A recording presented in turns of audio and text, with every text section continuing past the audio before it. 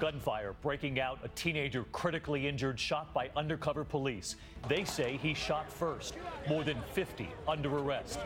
Tonight, our reporter talks to Donald Trump. Does he now plan to apologize? Will he now rule out a run as an independent? And late today, Hillary Clinton on what Trump said about Megyn Kelly.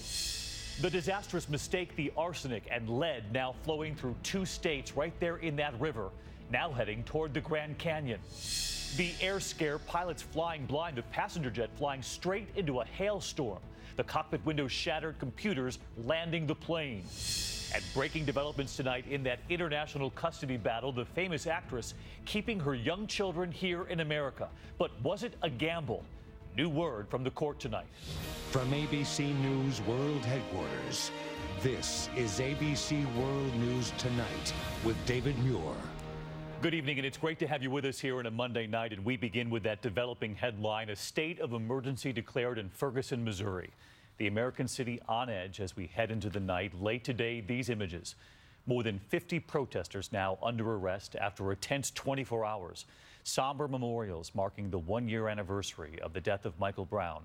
Those peaceful protests suddenly giving way to gunfire.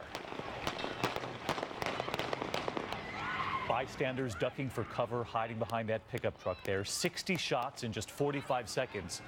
And this image. One teen face down on the ground, officers with their guns drawn. Tonight, that teenager in critical condition, and it turns out the interim police chief was actually giving an interview about the anniversary the moment the gunfire was unleashed. ABC's Candace Gibson leading us off from Ferguson. A barrage of gunshots, sending people scrambling for cover. Multiple shots being fired. Shots fired. Canfield and Westport, multiple shots fired. Ferguson's interim police chief in the middle of an interview when what is that? Two groups in a gun battle firing up to 60 shots in less than 45 seconds. He's bleeding out, man. Please get him some help, man.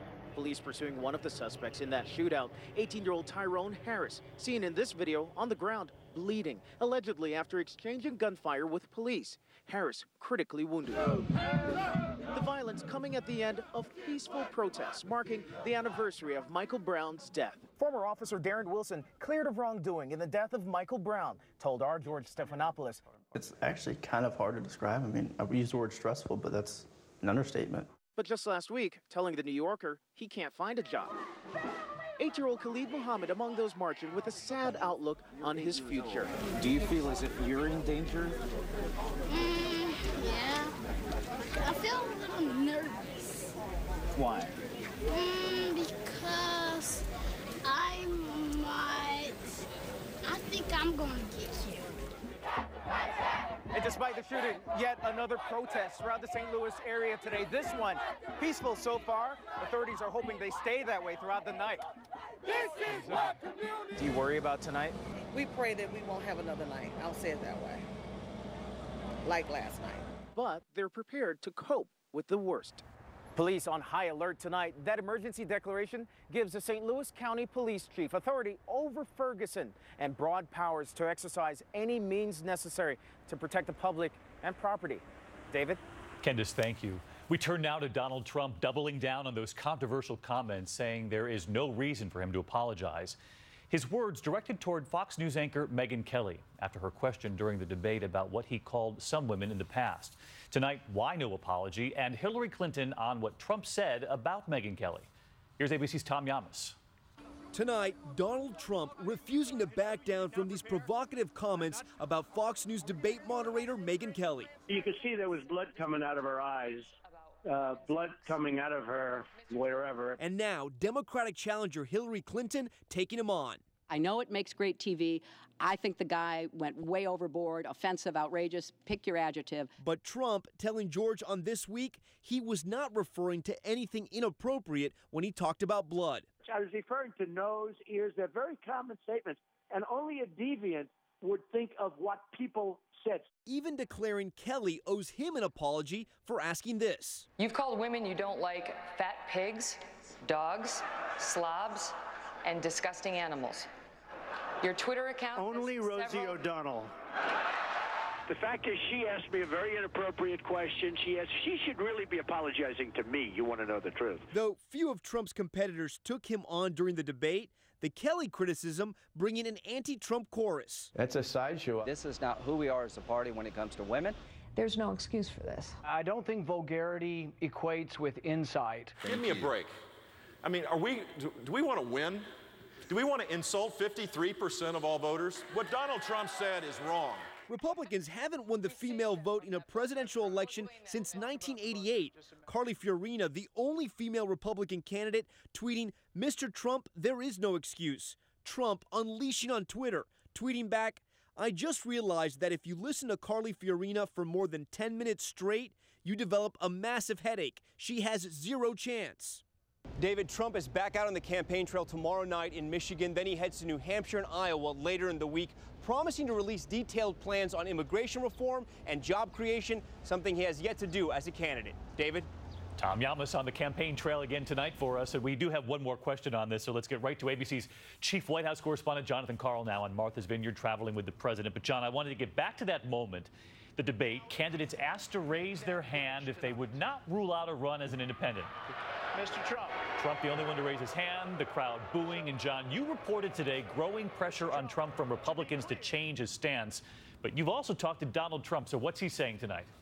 Well, Republican leaders have been pleading with Trump to take a pledge that he would not run as an independent under any circumstances. There have even been suggestions that he could be kicked out of future debates if he doesn't make that promise. But I just got off the phone a short while ago with Mr. Trump. He told me that he might eventually take that pledge, but for now the threat remains. If he is not treated well by party leaders, he will not rule out running as an independent. As for the threat that he could be left out of future debates, he told me he doesn't worry about that in the least.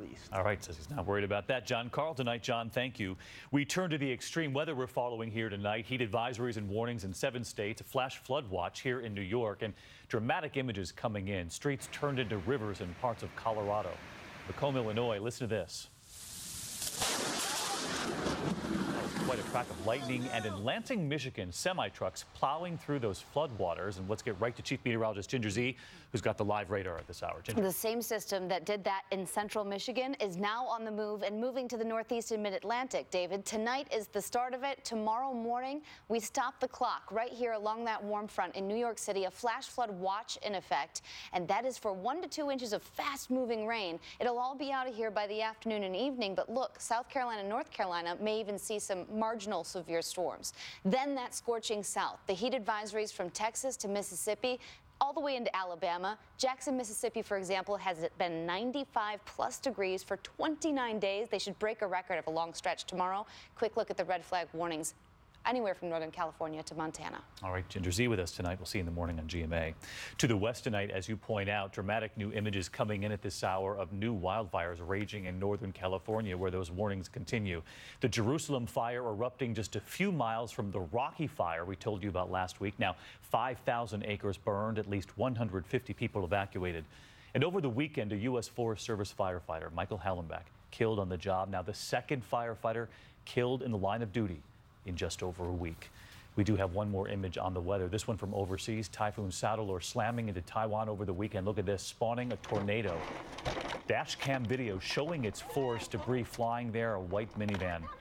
Really no match for the winds. At least 21 people have been killed by that typhoon. Back here at home tonight, a state of emergency declared in Colorado and New Mexico, all because of this. 100 miles of the Animas River glowing yellow tonight. That river now closed after it was accidentally contaminated with 3 million gallons of waste, arsenic, lead. The EPA to blame, grossly underestimating the damage, 3 times bigger than we knew. And now headed to the Grand Canyon. Here's ABC's Clayton Sandell tonight. From the air today, that toxic plume unleashed on the environment by the federal agency supposed to be protecting it. EPA workers inspecting an abandoned Colorado mine last week accidentally released contaminated water built up inside, more than 3 million gallons. Water tests show the orange sludge is a mix of heavy metals and chemicals, 3,500 times the normal levels of lead, 300 times the normal amounts of arsenic, threatening countless drinking water wells and wildlife. We're putting out what are called sentinel cages with small, young rainbow trout. The flow traveled down the Animas River, out of Colorado, south into New Mexico, now heading west toward Lake Powell and the Grand Canyon. Great 4x4 tours. Hundreds of businesses that rely on the river during summer tourist season are now in survival mode. Over 95% of my business has been swept away, and we have about 23 employees that are currently out of work as of right now. The EPA says the plume should dissipate as it moves downstream, but the worry now is long-term health impacts that may not vanish as quickly. Clayton Sandell, ABC News, Denver. Clayton, thank you. Around the world tonight, dramatic new images coming in at this hour from Turkey of that attack outside the U.S. consulate in Istanbul. The police exchanging fire with a suspect, the woman in traditional robes, appearing to raise her arms to surrender, but then firing her weapon. The two suspects, both reportedly women, one later wounded and detained. Tonight, a radical far-left group claiming responsibility. We are learning more tonight after that scare for passengers on board a Delta flight from Boston bound for Salt Lake City over the weekend. This image, the windshield shattered, the nose demolished, that plane caught in a violent storm. Pilots flying blind, forced to make an emergency landing, counting on computers to land the plane. Here's ABC's David Curley. All this damage, remarkable evidence of the wild ride for this Delta A320. We're having a hard time here, Delta 889. Our windshield is pretty severely damaged. In fact, nearly impossible to see forward, and here's why. Two storms, the Delta jet hoping to shoot the gap. But as experts at the Weather Underground recreated with maps, you can see the jet colliding with the strongest part of the storm, the purple, pelting the jet with large hail, taking out its weather radar and windshield, leaving the pilots with little choice. We're probably going to do an auto land here, so we have a visibility problem here. This is an auto land in foggy weather. 100. Landing. The pilots program the computer, then it's hands off. And then the airplane will lock onto the signal and it will fly itself down, land, and even decelerate on the runway, all by itself. It worked in that emergency landing in Denver. One passenger suffered some minor injuries. As for the jetliner, it's headed for the repair shop. David? David Curley in Washington. David, thank you. And to another developing headline on the safety of American skies. Tonight, the FAA releasing an eye-opening study by NASA, revealing that America's air traffic controllers are suffering from chronic fatigue, potentially putting Americans in danger. Nearly 2 in 10 committing significant errors in the prior year, 6 in 10 reporting they had fallen asleep while driving to work for overnight shifts. NASA blaming their grueling schedules, the FAA saying those schedules have since been changed, that fatigue is no longer as much of an issue. A major ruling tonight from Wisconsin in a case that shocked the nation, one we've been following here. A judge now deciding that the two 13-year-old girls accused of stabbing a classmate, their friend, to please an online character called Slender Man. They will now be tried as adults. They could face up to 65 years behind bars if convicted of attempted homicide as adults. We turn now to that deadly attack at Yellowstone National Park. Authorities believe they now have captured the grizzly bear that mauled an experienced hiker late last week. That trail where the man was killed now closed until further notice, and what park officials are now telling anyone visiting the park. Here's ABC's Kana Whitworth. Tonight, park rangers at Yellowstone National Park have just caught a bear cub they believe was also involved in the attack that killed 63-year-old Lance Crosby. Biologists telling ABC News they're also confident they have the female grizzly involved, but the testing continues. And if these are the bears, they will be put down. Officials say once a bear attacks a human, it's lost all fear and poses grave danger. Park officials are concerned about human interaction with all wildlife, but for bears in particular, they say you should move slowly, talk loudly, make sure you carry bear spray, and leave your pack on. It can protect you if the bear gets aggressive. Attacks are relatively rare, despite the fact that around 800 grizzlies are thought to inhabit the park that over 3 million tourists visit each year.